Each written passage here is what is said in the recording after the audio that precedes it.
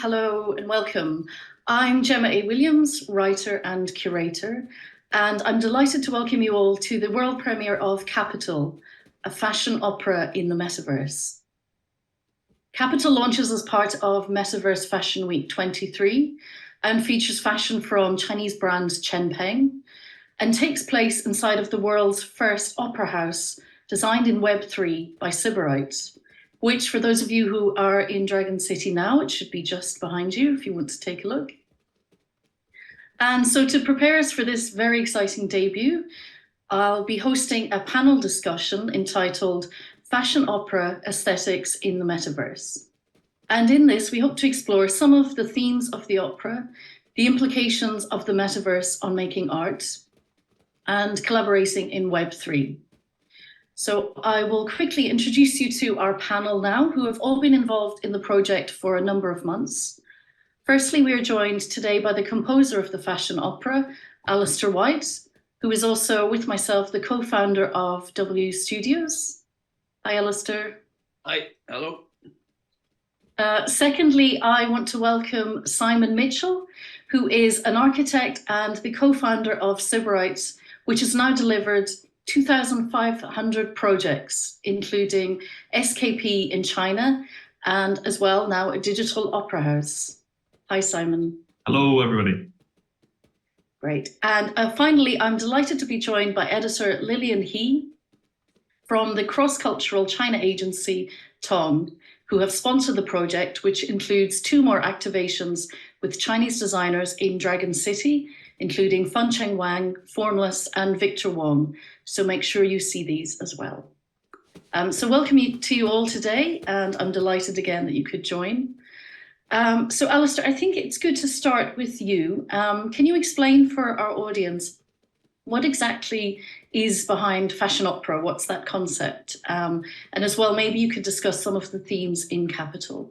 Yeah, thank you so much, Gemma, and lovely to be here with all of you today. Yeah, I suppose in a very short nutshell, fashion opera is an attempt to rethink what perhaps theatrical practice could be, taking into account so many of the changes that have happened in the last 100 or so years. In so much of the art that we make at the moment, we proceed from I suppose a bit what you might call a naive realist perspective, which we know is now outdated by recent cosmological discoveries and technological advances. So one of these might be, for instance, quantum mechanics. We know pretty much, a majority of scientists now agree upon the fact that our senses don't tell us the whole story, that the objective world beyond human consensual experience is vast, multidimensional, impossible to even comprehend. And so we know that, the idea of this, I suppose, what would you say? The idea of a viewer that can see something and receive something in the way that we might have understood it in the 19th century just doesn't exist anymore. So that would be one aspect. Another would be developments in mathematics. For instance, the idea that from the middle of the 20th century, at least, we've known that there can be multiple types of infinity. There can be different sizes of infinity, in fact. And so the idea of there being a single absolute in which things are turned into a hierarchy shouldn't really apply anymore. And I suppose finally would be the lived experience of the 20th century, which is one of disjunction, alienation, not necessarily in a bad way, but one in which of high specialization, in which we deal with fragments and parts, even of ourselves. So if you take these 3 things together, you begin to get this idea of an art that can be both fragmented, but also absolute in that sense. The idea of multiple absolutes that can coexist, whether these are parallel universes or multiple types of infinity. It gives as an answer to that kind of experience of disjunction, that disjunction itself can be a form of meaning, a form of logic, if that makes any sense at all. So the idea was to try and if you take that into theatrical practice, you can break something, for instance, like opera apart, which is composed of many different things, but in the past might have been structured towards a sense of hierarchical meaning, for instance, towards, I suppose the thing that's most prevalent at the moment is the idea of drama and sense. Everything should serve some kind of a communicatable end. Something that you go along, you experience, you digest, you come home at the end of the day, and nothing really has changed. How could you instead split apart all of those disparate, amazing practices? For instance, in the past, it's been things like dance, poetry, music, and of course, fashion. And turn these not as constituents, but rather totalities, absolutes, infinities in their own right. And that's the idea behind the name fashion opera, because these are two, it is essentially in a nutshell that idea of all these things I've been talking about. Fashion and opera are two mutually exclusive totalities. They can't coexist. It's impossible. Fashion will always become a costume, or opera will always become some kind of musical aura that surrounds the garment. But with these new things that we now know, perhaps there is a world in which mutually exclusive totalities can coexist. And what's really exciting about this project is it's the first time ever we've been able to work with either architecture with Simon, which is an entirely new thing and has brings up so many new questions and new possibilities, and also the idea of this dematerialized world, which completely dissolves the difference between the spectator and, between the subject and the object, between the spectator and the stage.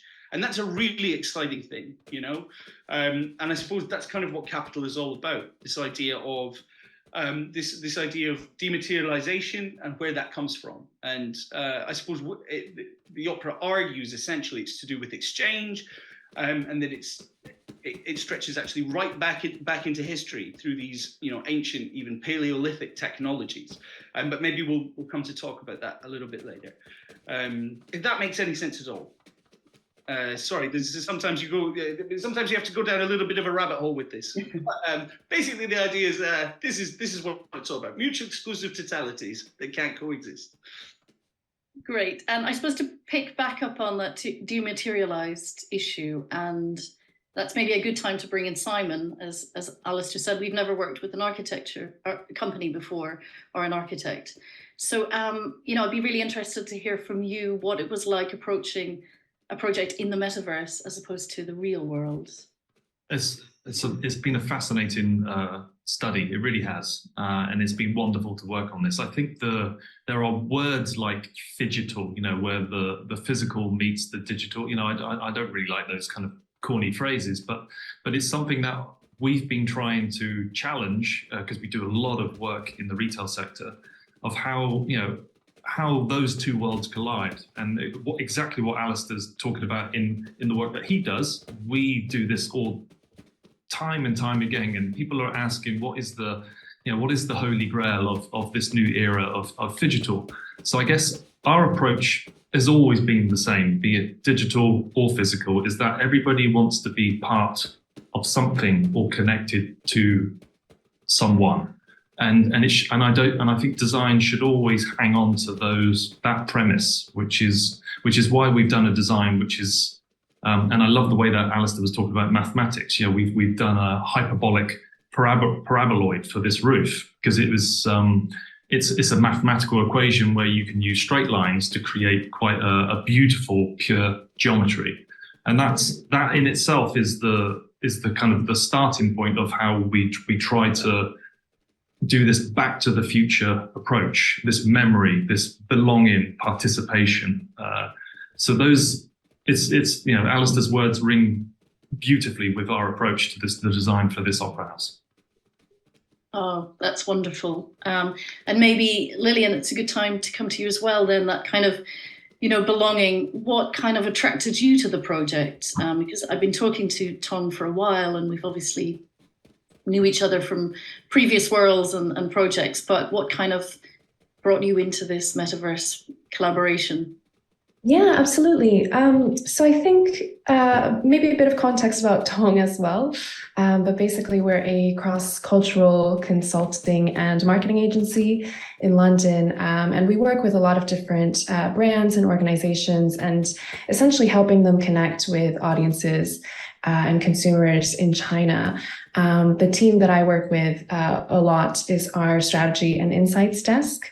And I think a lot of our work is kind of the starting point is research. And most of the things that we do, it's always very much informed by insights into the behaviors of audiences, of consumers, essentially kind of Chinese people on the ground. So always kind of looking at what do different groups and tribes of people, how are they engaging with their interests, with their work, with each other, with different digital platforms they use or spaces that they exist in. And then kind of unpacking what are the motivations that drive those behaviors. I think this is very much the starting point of culture and sort of where the philosophy or the approach of our agency and our work comes from. So I think for us, anything that kind of feels like an initiative or a project that sits in a space where cultural behaviors are being really rapidly shifting or reshaped even by kind of, different actors or creators or tastemakers in that space, that always has a particular interest for us. I think with Fashion Opera, with Dragon City, with the kind of Metaverse Fashion Week in general, you're really kind of seeing and experimenting with a lot of these shifting behaviors. How are new ways that people want or care about experiencing arts and fashion and architecture, music, or knowledge sharing, entertainment. In what ways does the virtual experience make it more accessible, as we were kind of speaking about, or more intersectional, even as Alastair mentioned. And yeah, so I think that's definitely kind of what attracted us to the project, what attracted me to the project, and a real kind of interest area for us in our work. Super, yeah, that's really interesting, and it kind of leads very well onto my question, actually, the next one, which could be open to any of you, but I'll maybe direct it to Alastair. Since the very dawn of time, we've seen how shifts in technology have often implied or kind of spurred new artistic groups and impacted cultural moments. Are you seeing anything like this in the metaverse? Because I know you very well, and I know you're slightly skeptical of the metaverse, like many people, but can you see it offering more beyond kind of new tech opportunities? Yeah, I would say I would clarify by that I say, I suppose, healthy skepticism, and I suppose in a good way, because one of the amazing things about the metaverse is the sense of it being already, how can I explain this? Already retro, it feels very much like and I think that's because lots of other things have developed in a certain trajectory, and this is in some ways incredibly at the forefront of tech, and in other ways catching up. And because of that, you get this real sense of tension between the past and the future. So I always think, I almost think of things like, early chords and Wendy Carlos and, early hip hop, all of these things. You know what I'm saying? You feel like you are already, what would the tense of you, that you will have been there? Perhaps something like that. Or you had been already, you see what I'm getting at. There's this wonderful pool between the past and the future. And so, the other thing I love about it is the deeply Rosicrucian, what's the word? The non, the anti-use of it. The difference between, at the moment, when we have kind of 3 or 4 websites and you want something, you click a button for it, and the usefulness of it is fantastic, but the idea that instead you create an avatar and you walk through an entirely created city to do that is a wonderful idea, and something that actually I think we need to reclaim. The particularly in our society, the beauty of pointlessness, the beauty of just beauty. But yeah, I think for me, more the interest is, and always has been, and with anything like this, any kind of technological development, and I can only, I suppose, speak in terms of, artists rather than people working specifically in Web3. So I'm talking more about artists and composers. There's often a kind of a rush to adopt technology just because the feel that you have to. The metaverse is here. We have to do an opera in the metaverse. We need to make an NFT quickly, or we'll be left behind. And that is, I think, usually not a good impulse. But there is a kind of concurrent thing in that. A concurrent trajectory within these, and that every new technology also shows you something that already exists in a new way. So, for instance, the metaverse, I think, reveals wonderfully the virtual nature of art already, or the virtual nature of so much of our society, just simply by its own virtuality. It is physical in the way that the physical world is already virtual. And so in that way, you can look back through time and reimagine things like the Attic theatres, where Aeschylus would have been performed as this prototype of VR, which allows us to see theatre in a totally different way that we hadn't seen before. That kind of, again, and I suppose that relates again to this push and pull in time between the future and the past. That time isn't just moving forwards in progress, but it's actually also projecting backwards and helping us rediscover things. Like, for instance, the virtual nature of theatre. Another one, and I suppose just what Capital specifically tries to do with this is the technology of coins, of money, of how exchanging something for something else, from the first time back in I suppose it would be the Upper Paleolithic era, when you find these depositories of precious shells that were used as a kind of currency to say this stands for something else. And then, of course, the evolution of this throughout history into sometimes very terrible things, the idea of that there is gold, beautiful bars of gold locked in banks, just to signify something, that we use these banknotes for. This all this push towards all this trajectory of what you might call dematerialization in that particular which would seem really actually banal technology, give me this and I'll give you a shell and you could give me something else next week. Who would have thought that, 45,000 years later, there would be the metaverse? And so I think I suppose that's sometimes the most important thing and again, I'm only speaking from the point of maybe like a kind of, physical world artist, is sometimes the most important thing for technology is to respond to it, the obvious example is the Impressionists. The arrival of the camera wasn't to, that everybody became photographers, but there was less point in doing, photorealistic painting now. Rather, you had to reimagine and see what you actually saw. And so my greatest hope for what all of these kind of technologies do is how the meaning of it affects the rest. And I would hope really an end to the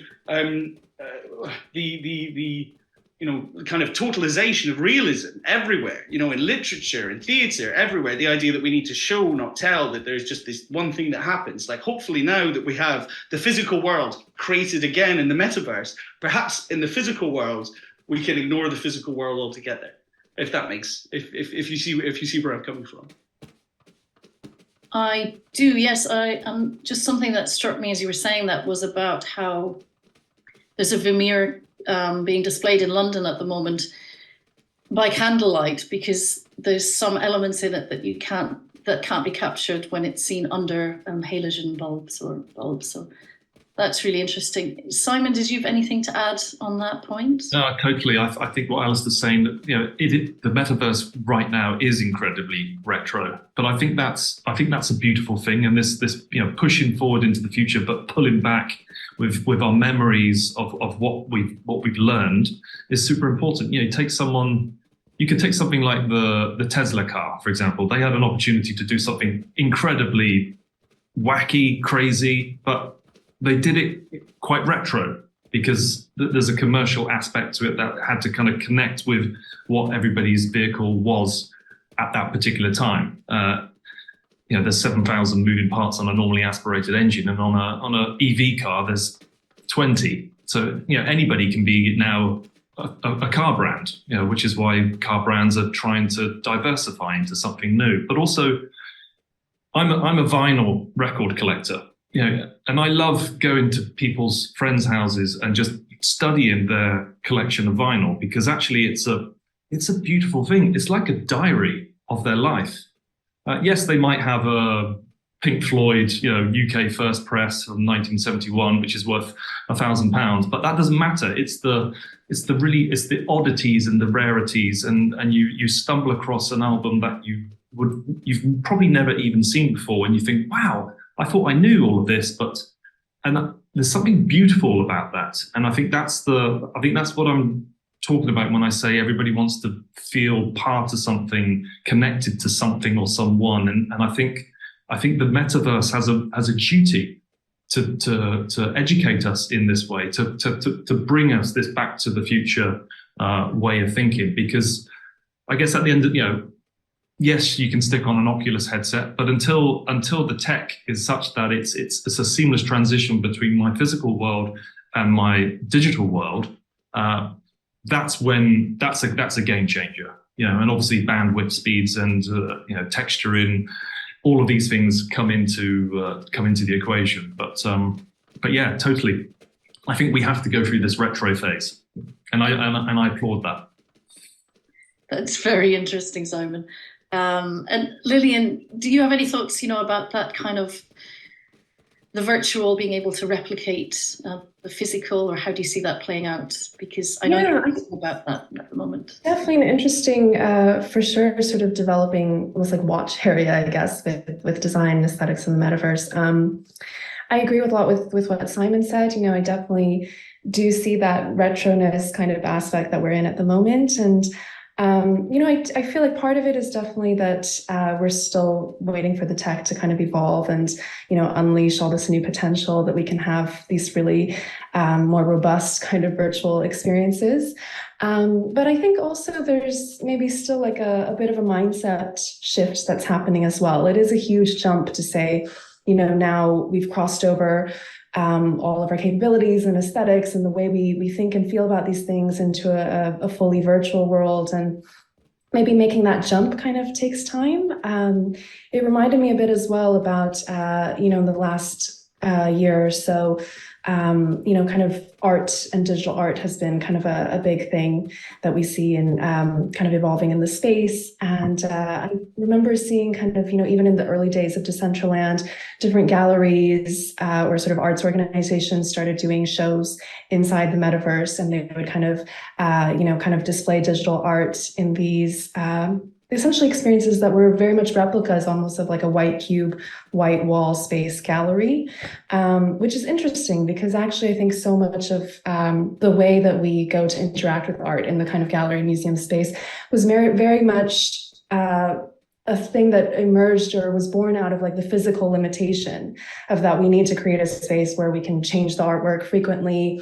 And, even if it's a very different type of piece, it's kind of just a very plain black or a plain white kind of a backdrop, a room with, not too much going on, very plain and simple, so that, we can kind of revolve things through and, not detract or clash with what we're displaying and the art pieces themselves. So it's interesting because it's like actually when we step out of that physical limitation into a virtual space, we don't necessarily have those same considerations, but yet we're still sort of used to almost seeing things in this way or presenting things in this way. So yeah, I think there's also kind of this step of like where we experience it more and, kind of spend more time with it, play around with it more, or actually kind of having this, pointless space or time or existence inside a virtual kind of place or reality, I think, in order to also kind of evolve into that further stage, I guess. Yeah, great. It's difficult with the metaverse because it feels like there's a lot of critiquing, almost like from the minute it evolved. Everyone was kind of metaverse bashing, for want of a better word.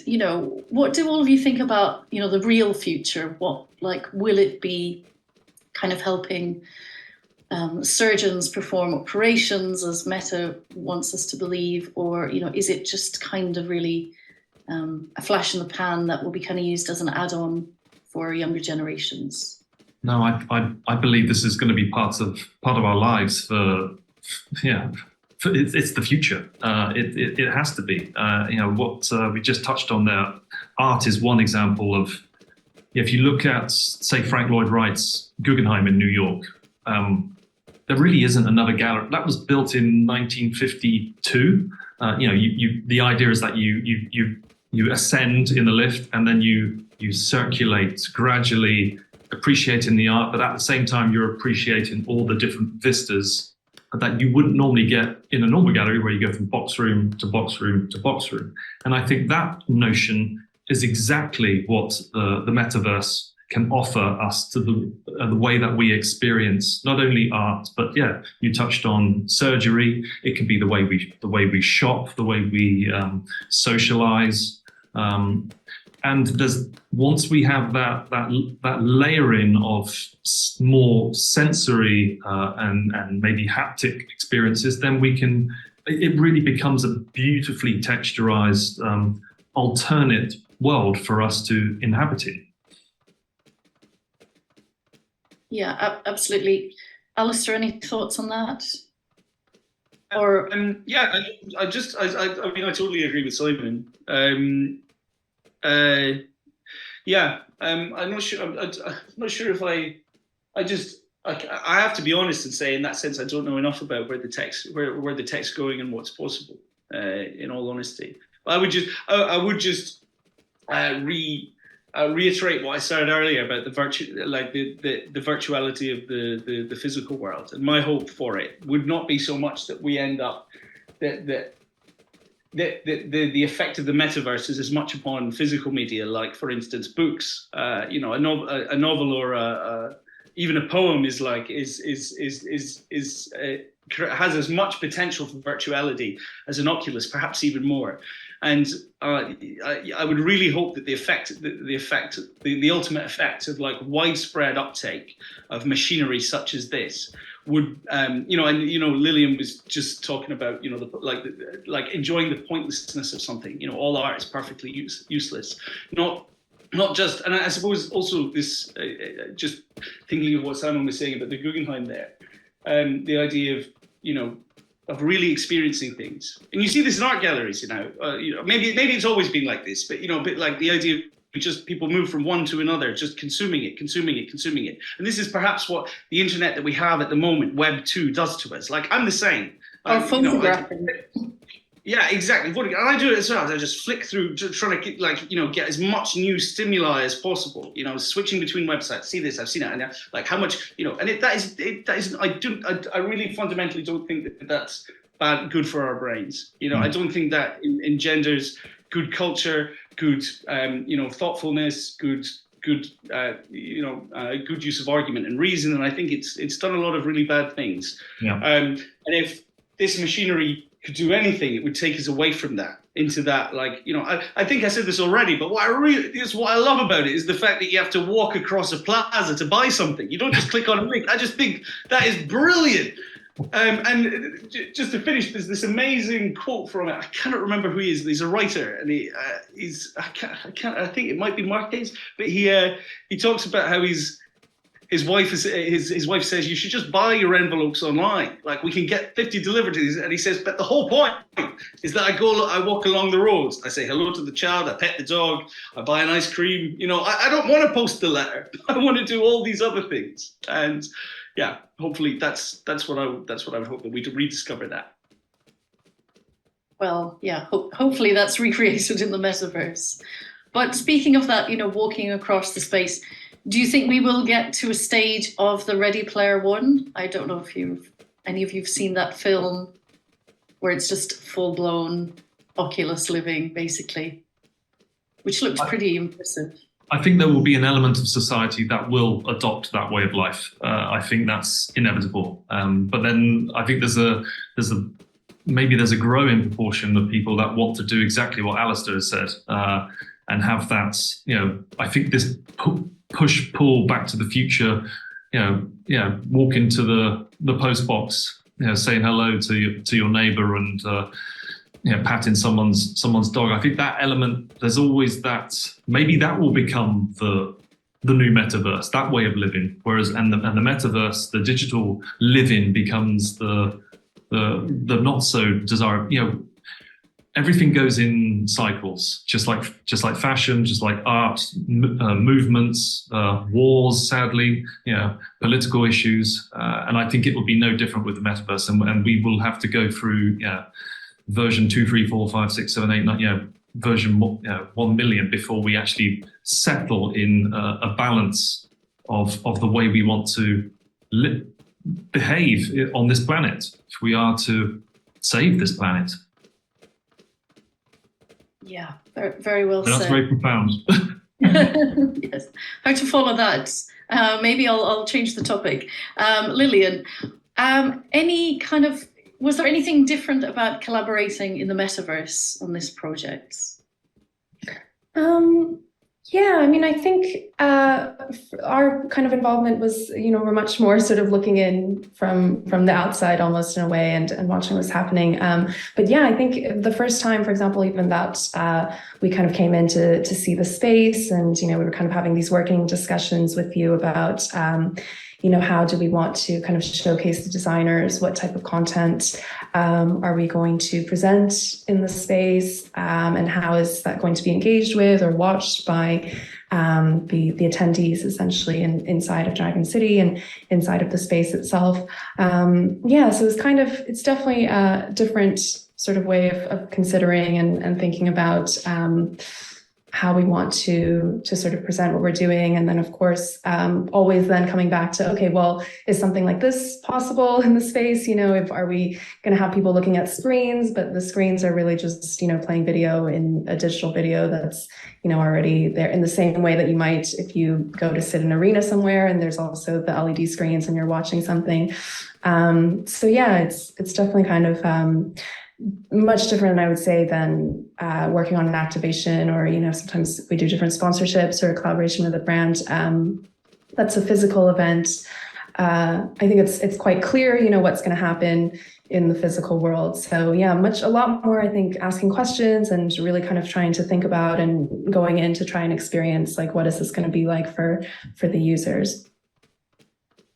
Yeah, absolutely. And you really have to use your imagination before you see the space. But obviously, Simon, you're doing that every day. But, how did you find collaborating in the metaverse, given this was your first time?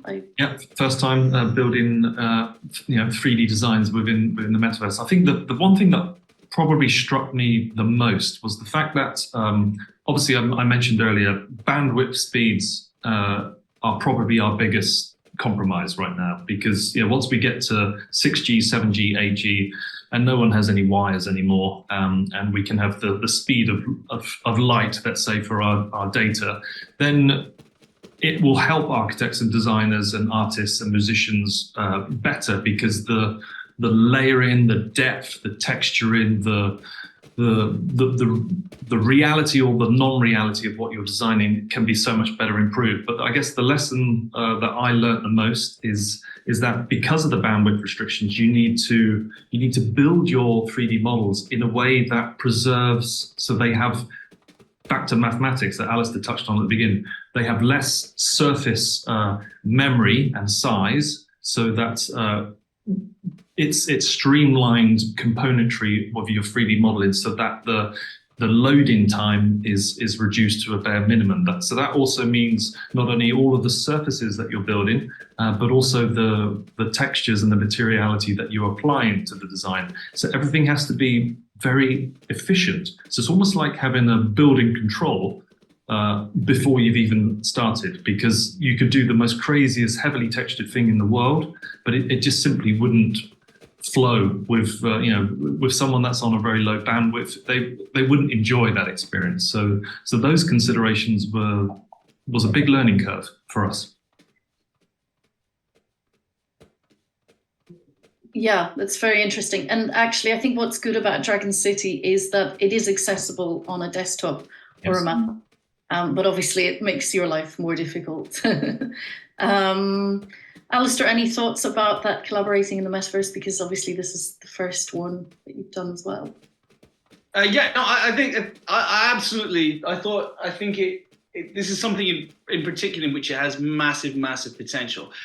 Personally, and this is just me, I'm not a great believer in interdisciplinarity. I think it's like, you don't get interdisciplinarity between butchers and bakers. Somebody doesn't come over at one day and say, hey, today I'm going to be making the sausages, you can make the loaves of bread. And it's kind of ridiculous that in art sometimes we think, today I'm just going to do this. And what I really loved about this, and what I suppose in fashion opera we've always this is the idea, right?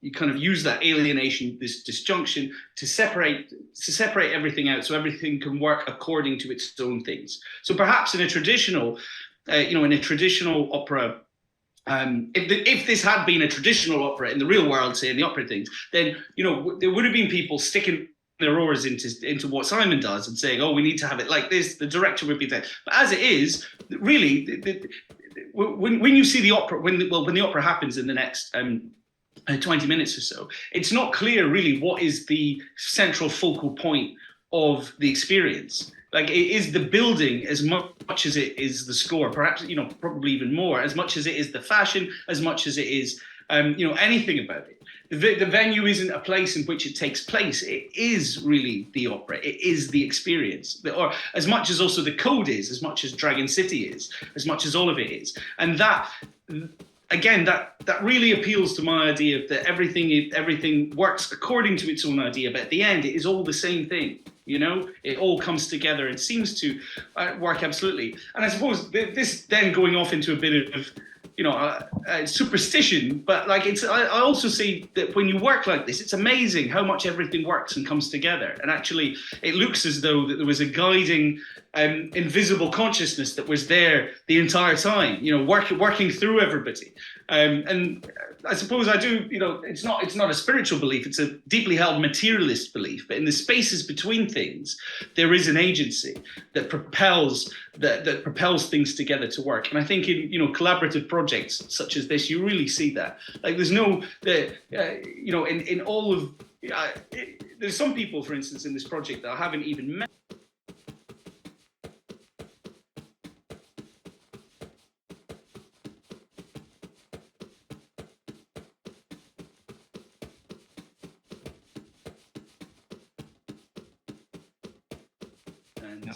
I think that's the key. Collaboration is the key message, and I think that's what everybody's learned from the pandemic. And I think this is what the digital world will teach us more and more. Is that these random clashes of collaboration and chance encounters are going to occur more and more and more. And I think I'm a big advocate of ego death and collaboration. It's part of our core values at Sybarite, and I can only see better things to come from this way of moving forward. That's really wonderful. I'm tempted to say to Alastair that maybe myself and Jenny from TONG were that kind of consciousness going through the project. But just maybe to finish up, just any kind of key takeaways that you'd like to share, maybe for, as you mentioned, Simon, brands or kind of companies who will be looking to the metaverse and hoping to collaborate for future projects. Totally. I think the key takeaway is that don't be afraid. Don't be step into the arena of the metaverse. I think it's it's got a very retro and there are a few niggles at the moment. It's only going to improve, and the amount of people that are already engaging with these platforms is unbelievable, absolutely unbelievable. And I think the possibilities are endless. And I think we have CHENPENG as our artist, our fashion designer here, and I think it's wonderful. He's doing things which are architectural. They are multi-body fit. They are gender fluid. They are future facing, and I think we're all coming together as a platform to not only to celebrate each other's, but also his fashion. And I can only encourage it more and more.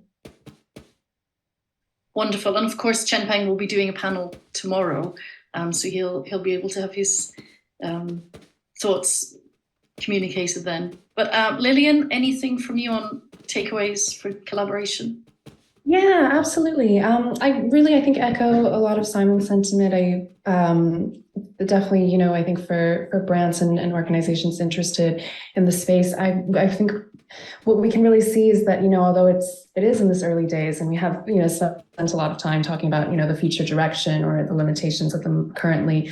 But I think really the real power of it is that the potential for access and for accessibility, for experiences, for culture, even, something like, really kind of high-tech fashion or an opera performance and, a kind of, or this sort of experience with architecture or the built environment, in a lot of other contexts, there's the actual kind of physical limitation to access, but also I think in a lot of ways, sometimes certain aspects of culture are just not reachable for certain people. There's an element of maybe that's maybe kind of off-putting or, feels a bit too highbrow, or in different ways you might not want to engage, or perhaps you can't engage, with all these different disciplines at once. There is definitely that opportunity, I think, to collaborate so much more beyond outside of your sphere, and also to have that engaged with and interacted with, I think, by so many more people or different types of people and audiences than you would kind of be able to unlock without this tool, without this technology. So yeah, definitely kind of, I think there's a real kind of power to it in that aspect. Amazing. And Alastair, any final thoughts? I don't think I can add anything to what you two just said, apart from I totally agree. Yes, just dive in, do it. Cynicism is the policeman of the limit. We would never give up to the process itself and see where it leads you, because I would never have imagined that we would have got to this place where we are at the end, but it's, that's, my imagination has a very low limit. So it's incredible that, like, you know what I mean? Like, we're all encased within the limits of ourselves. And it's only by working with other people, that we can be catapulted over that into the future and into the great beyond and the outside. So I just feel very lucky to have been working with everyone and with you guys, and really, really excited now to see the show. Likewise. Yes, so just leaves me to thank you all. Simon from Sybarite and your team as well have been instrumental. Jodie, Monica and Bor have been so incredible to bring everything together. Lillian, also thanks to you and Jenny and Adam, Tom, you've been wonderful to work with. And Alastair, thanks for joining us so much today and for a wonderful opera, which we are about to experience in the incredible Opera House very soon. Thank you.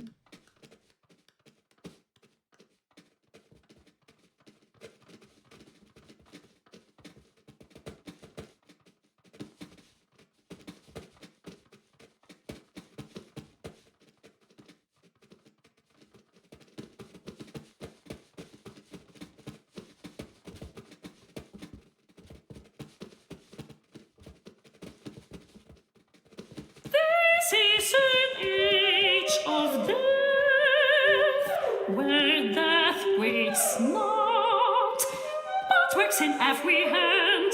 Orange juice, yellow from California roots, black-clad born hands pressed against the clasping. These printed tickets in strips of orange and teal. It is a summoning, it is a blood splattering, irrefutable evidence of guilt that the choices were killers. We know it button by now, book now, accept the terms bitterly. Yes, but still the button pressed and usher in the epoch that is death. Orange of easy chat shells, yellow flower pressed cake like buttons into logos for death. Yet what else could we have done? Often I imagine trials at hand, where in sackcloth I stand over precocious liars not yet born. Oh, year 2050, the world entirely dead, and his naked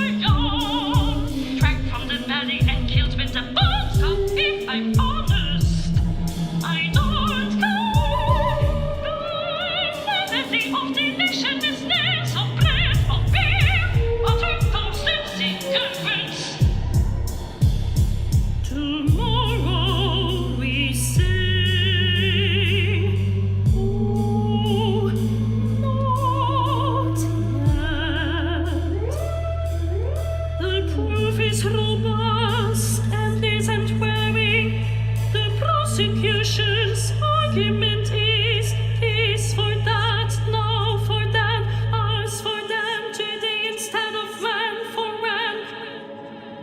Really, if ever here, forbearing there so patiently as an Englishman upon the sea or green English gardens under tears hand can small parts panting epochs overpacking hands.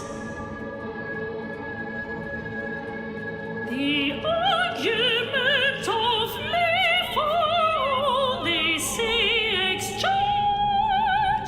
We're here now to make their own. The barrister studied poetry, the enchantal and Demosthenes is then will be my defense.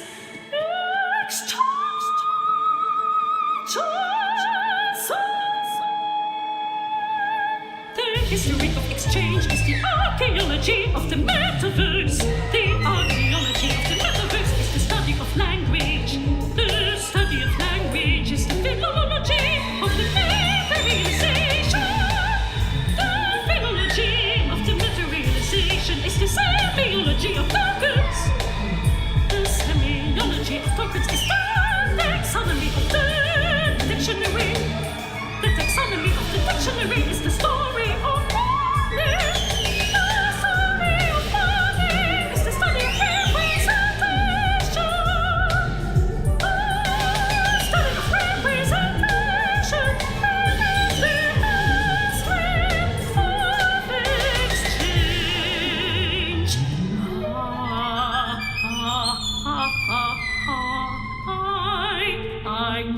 I was 21 years old. My friend bought a headset for parties in the central land. Donning the goggles, laughed, uncertain. Headset calibration, bumbling around, blindfolded. Her hands clumsy on the controller's flick trigger. She looked like an idiot, a fish in plastic.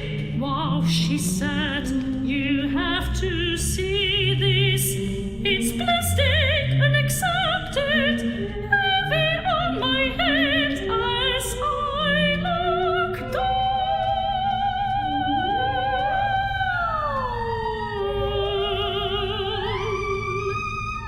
The birds velcro, or what they make black sealed belts of.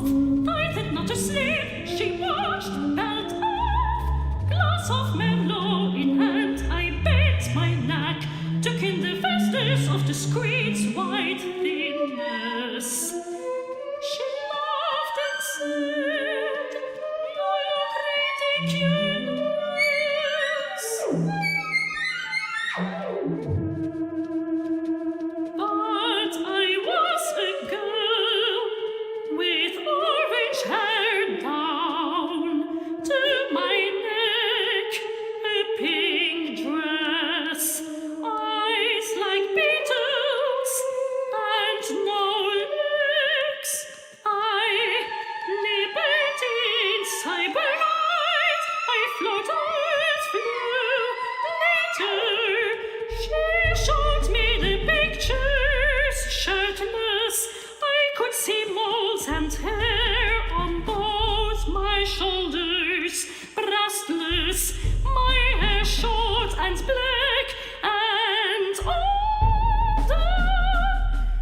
I was 44. My friend had brought an Oculus for parties in the metaverse. I was a girl with black hair down to my back, a beltless dress, and I like goggles. I my friend was a girl with short orange hair, and as the pressed on the goggles, I looked down to see the hem of a dress. Skirts,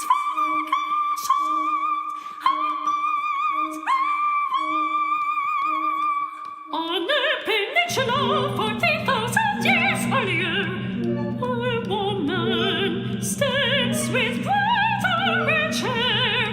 The sun across the Atlantic is beneath the water, coloring clouds on horizons. Peter Franssen, a thin line-like globe of pure yellow light, just at the edge of rain. She is politics, the politics of change. Her name is unpronounceable, we'll call her Jane. She is leading a delegation to the mainlanders, or stretch her arm, opened her palm to show precious shards. Dappled in the glow, she blazes warm. The white fluted bowl fell out with sand and dirt upon the sand. Then Pete sought, then her arrow had. The shell is orange at the apex of the triangle. And the twirl of light from the shell to the floor and the light from the shell to the record. The heart of saved and members of the stars. This for not Jesus. This for this. Waves and washing calling their feet. The page boy looks on in wonder to see the shell becomes neither the shell nor the weapon or beat, once supposed to inanimate flesh, yet traversing at the Atlantic now an image of a shell in a shell's place. For at any moment we can become something else. A shell becomes a shell token. Physical men become inkwell spells of color under goggles. Some things are not meant to become, but change and swell. Pattern, iron of church bell, broken but hairlines, and cupcakes crumb. Angel in hand or the skates of rhymes. Underneath the side of the shell, in London road, beside the pile of melon, materials folded, dyed the color of signs, bulging white, licram jackets in orange, the cut in the world. That is fashion. Words, coins, and cards exchange the man's vastness of sense with material and materiality. It's a card,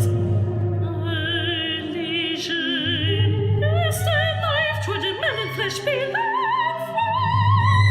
Sweet from the lights of fabric and band. Pale skin like the shell, dip the shell up and sand. Till all that's left is her. Lit by horizon, the sun exchange for orange.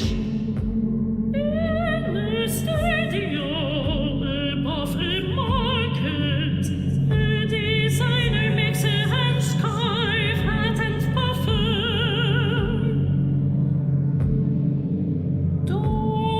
Tomatoes, peppers, melon, flat bananas. At any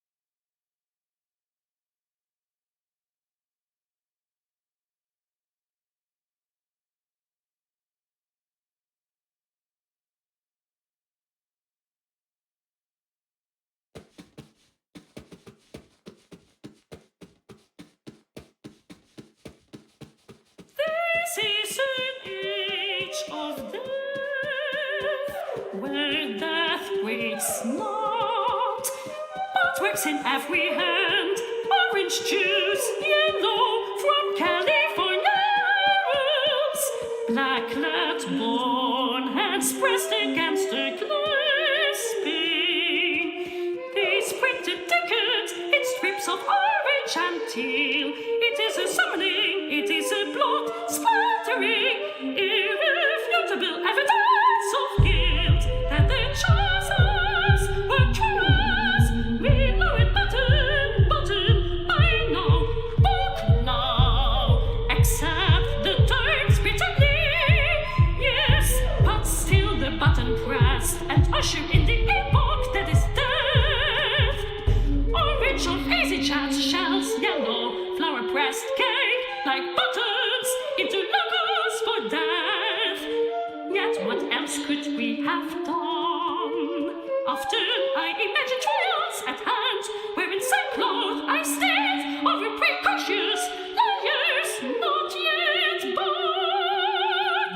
Oh, year 2050, the world entirely dance, and his lackeys explain themselves, must speak at last. He commanded us not, we say, it cannot be imagined.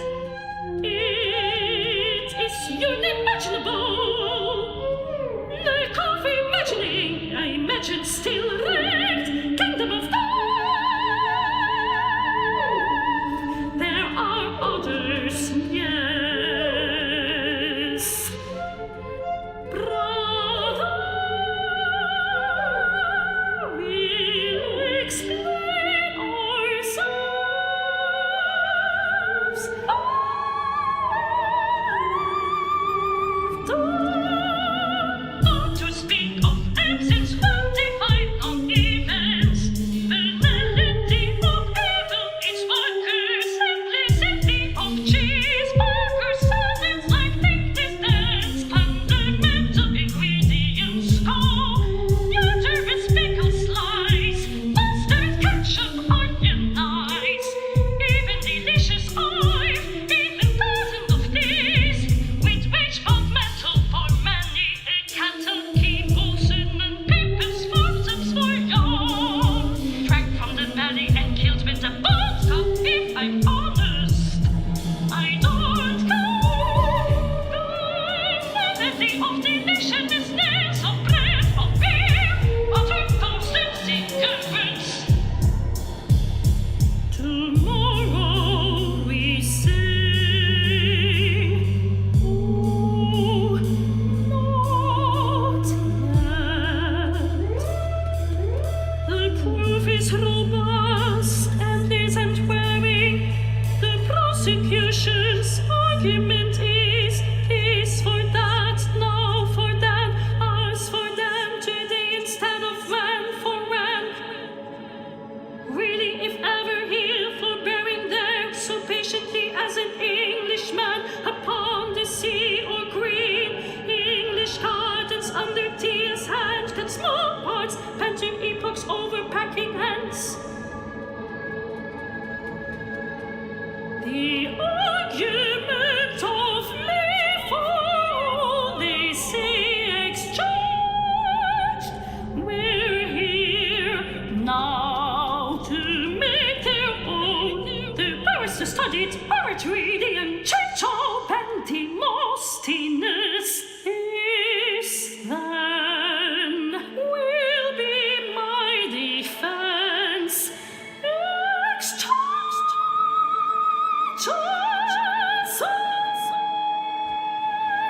The history of exchange is the archaeology of the Metaverse. The archaeology of the Metaverse is the study of language.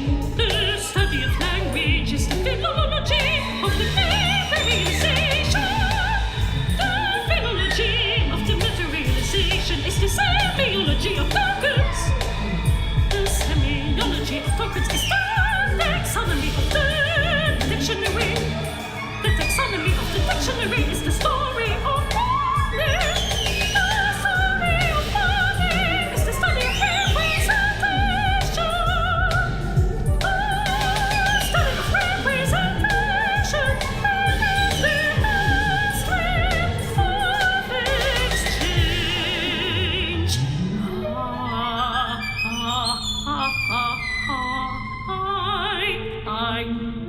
was 21 years old, my friend bought a headset for parties in the central land. Donning the goggles, laughed, uncertain, headset calibration, bumbling around, blindfolded, her hands clumsy on the controller's flick trigger.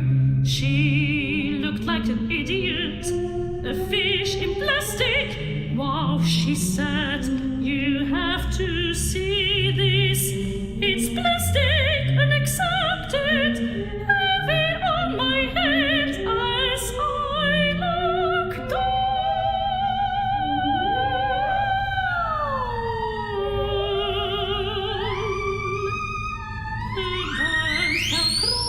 Or what they make black sealed belts of. Tightened not to sleep, she watched, belt off. Glass of Merlot in hand, I bent my neck, took in the vastness of the screen's wide thinness. She laughed and said, you look ridiculous.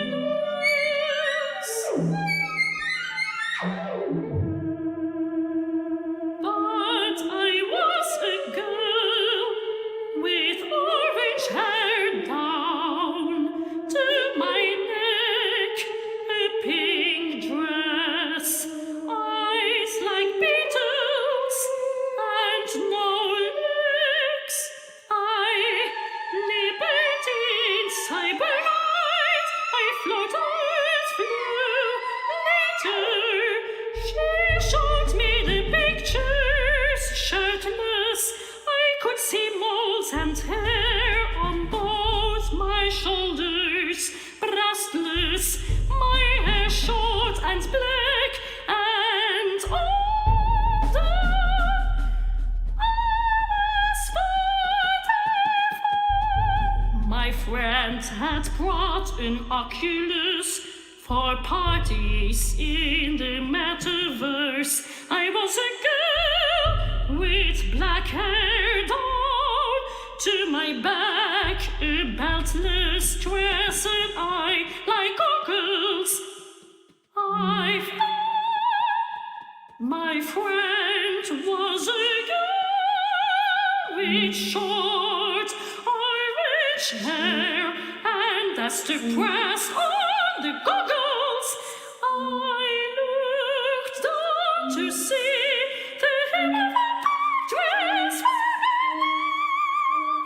skirts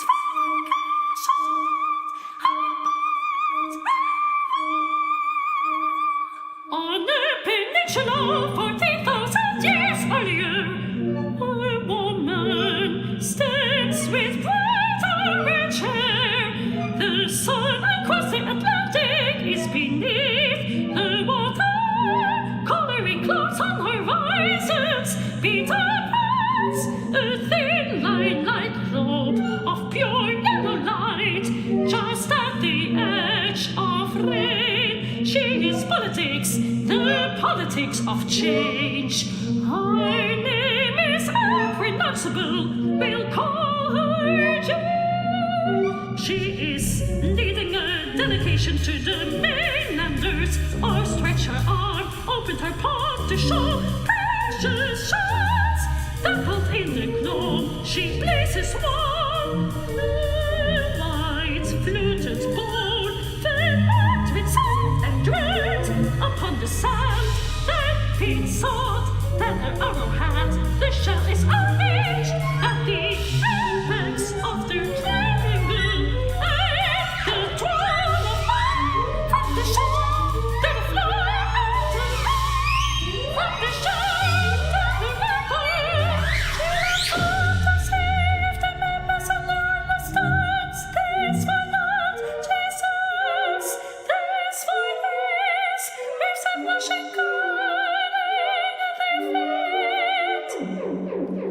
The page boy looks on in wonder to see the shell becomes neither the shell nor the weapon or beat. Once housed to inanimate flesh, yet traversing at the Atlantic now, an image of a shell in a shell. place. For at any moment we can become something else. A shell becomes a shell token. Physical men become inkwell spells of color under goggles. Some things are not meant to become, but change and swell. Pattern, iron of church bell, broken but hairlines and cupcakes crumb, and champagne or the skates of dreams. Underneath the signs of the shadow in London road, beside the fire of melon, materials folded, dyed the color of signs, folding white, the cramped jackets in orange, they cut in the wall.